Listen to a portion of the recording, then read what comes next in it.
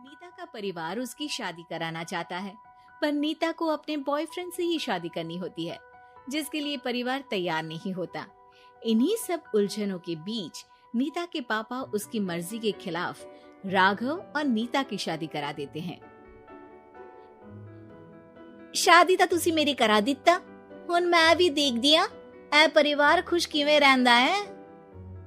अपने गुस्से के चलते नीता शादी के अगले ही दिन से परिवार में सबको उल्टे जवाब देना, किसी की कोई बात ना सुनना और अपने मन मुताबिक रहना शुरू कर देती है, जिससे घर में सबको दिक्कत होती है, लेकिन नीता को कोई कुछ नहीं बोलता। एक दिन सास नीता के पास आती है। बहू की गल, तुसी किवें नाल या किसी गल से नाराज हो?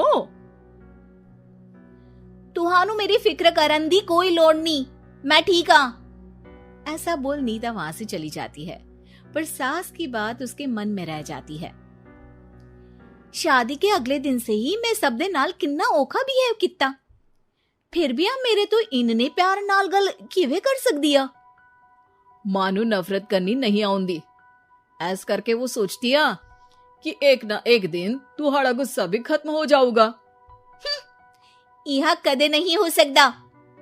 इससे पहले राघव कुछ बोलता, नीता का मोबाइल बजने लगता है, जिस पर राघव वहां से चला जाता है और नीता फोन पर बात करने लगती है।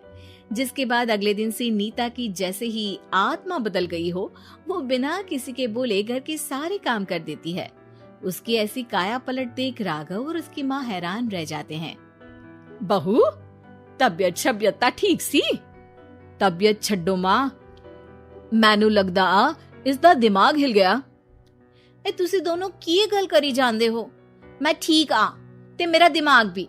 बस आज रियलाइज हो गया कि मैं अपने गुस्से विच कितना प्यारा परिवार ठुकरा रही सी।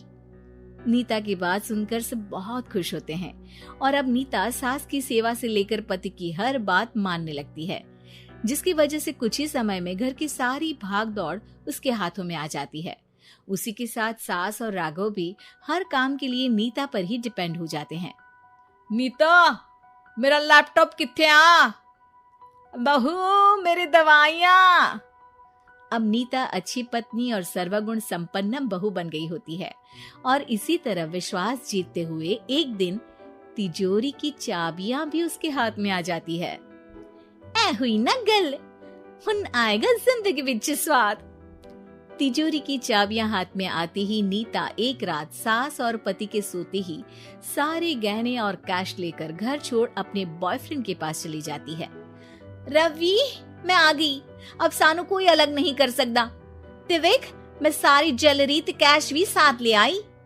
नीता की ये बात सुनकर रवि खुश हो जाता है और वो दोनों साथ रहने लगते हैं, जिसमें नीता पूरा समय काम करती है तो रवि उसके लाए पैसों पर ऐश करता रहता है। मैं तेरे तो प्यार कर दिया ता करके ससुराल छड़ाई, और एक तू आ जो पैसों दे आगे कुछ भी नहीं देखदा। ओ महारानी, अपने काम तो काम रख, मेरे ते जुबान लड़ान दी जरूरत नहीं, वरना इस घर तो बाहर कर देना है।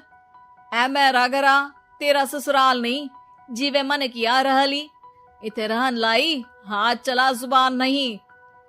रवि की बातें सुन नीता के सिर पर जैसे आसमान ही टूट जाता है।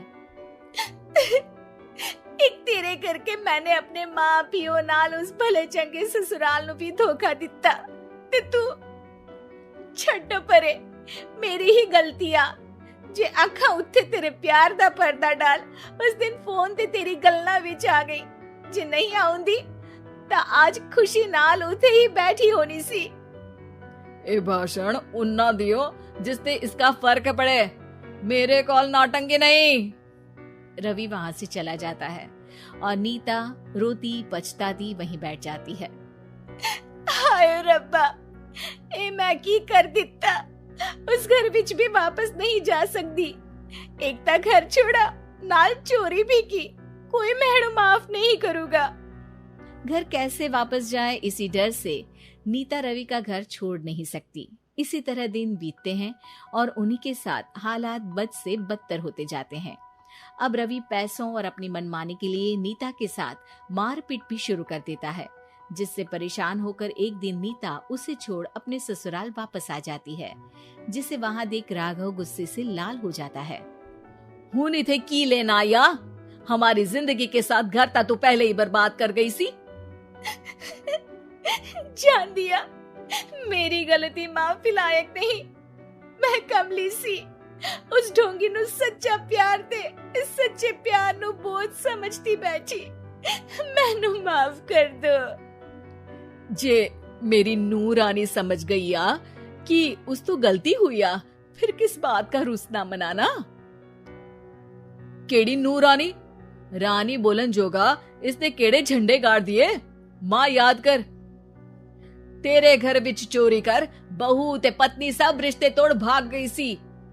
और फिर की मानता रहिया, गलती हो गई सी। एक गलती ता रब भी माफ कर देता, ते तू और मैं ता सिर्फ इंसान ही आ। माफ कर दे, मैं बोल रही आ, ये दोबारा कदी कोई गलती नहीं करेगी। इसदा नहीं ता मेरा ही भरोसा कर ले। ठीक आ, जिवे तुहानू ठीक लगे, पर इसे बोल दे मेरे कोलो कोई उम्मीद ना रखे। तुसी जीवे कहोगे। अब सास हर रोज राघव को मनाने की कोई ना कोई नई तिकड़म बताकर नीता को उसके पास भेजती रहती है, जिससे कुछ समय बाद नीता का पछतावा और कोशिशें देखकर राघव भी उसे माफ कर देता है।